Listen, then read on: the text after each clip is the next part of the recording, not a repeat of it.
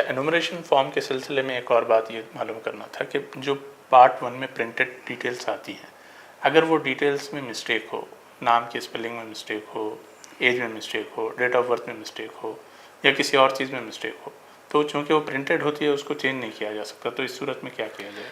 देखिए, इसमें पहली चीज़ ये है कि जो प्रिंट होकर आएगा वो वही आएगा जो आपके इससे पहले के वोटर आईडी में लिस्ट में रहेगा। जैसे 2002 की जो मालूमात हैं वहाँ से शुरू होता है, वहाँ जो लिखा होगा वैसे ही प्रिंट होके आएगा।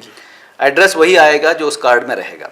अब सवाल ये पैदा होता है कि अब जो है आपका नाम बदल चुका है या इसके बावजूद, एहतियात के बावजूद मिस्टेक हो गई है या आप अब तब्दील करना चाहते हैं, तो उसके लिए फॉर्म नंबर 8 जो है ये करेक्शन के लिए बीएलओ के पास होता है।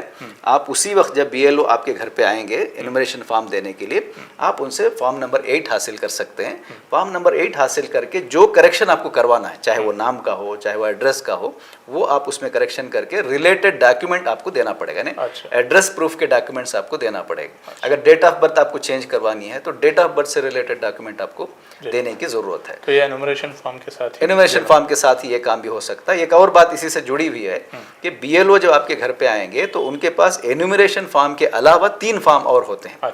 एक फॉर्म नंबर 6, अगर आप नए वोटर बनना चाहते हैं या आपके घर में कोई भी है तो फॉर्म नंबर 6 हासिल करके आप नए वोटर बन सकते हैं। दूसरा फॉर्म जो उनके पास होता है वो फॉर्म नंबर 7।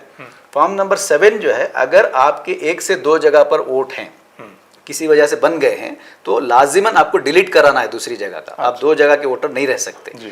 तो फॉर्म नंबर 7 हासिल करके आप अपना दूसरा वोट डुप्लीकेट डिलीट करा सकते हैं। फिर इसी तरह फॉर्म नंबर 8 जो कि मैं अभी बता रहा था कि करेक्शन के लिए इस्तेमाल होगा, तो ये तीनों फॉर्म उनके पास अवेलेबल होते हैं। आप उनसे हासिल करके ये इस्तेमाल कर सकते हैं। और डिलीशंस के लिए कौन सा फॉर्म इस्तेमाल? फॉर्म नंबर 7 डिलीशन के लिए 7, करेक्शन के लिए 8 जी।